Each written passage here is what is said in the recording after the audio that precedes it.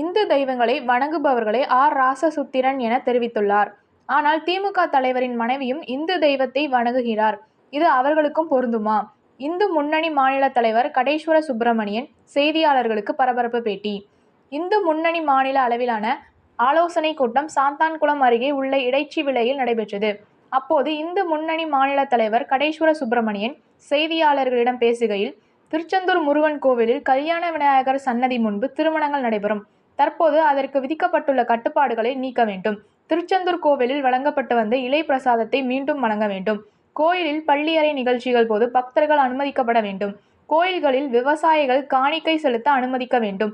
பக்தர்கள் அங்க பிரதேசனம் செய்ய அனுமதிக்க வேண்டும். பல கோடி கணக்கான வருமானம் வரக்கூடிய கோவில்களில் பக்தர்களுக்கு தேவையான வசதிகளை செய்து கொடுக்க வேண்டும். அவ்வாறு செய்யப்படாத மாவட்டங்களில் பக்தர்களை திரட்டி போராட்டத்தில் ஈடுபடுவோம். திமுக அரசு இந்துக்களுக்கு விரோதமான அரசாக செயல்படுகிறது.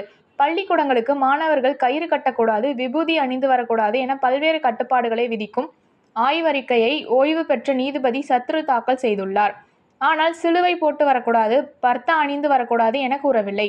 இந்துக்களுக்கு விரோதமான செயல்படும் அவரை இந்து முன்னணி கண்டிக்கிறது.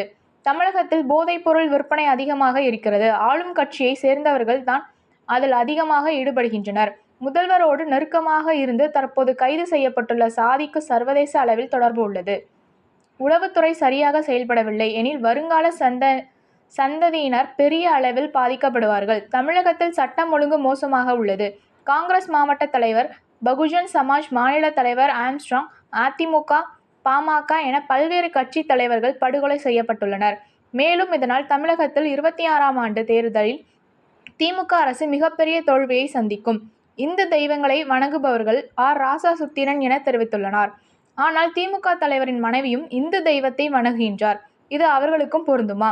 இந்து முன்னணி மாநில தலைவர் கடேஸ்வர சுப்பிரமணியன் செய்தியாளர்களுக்கு பரபரப்பு பேட்டி அளித்துள்ளார். நன்றி.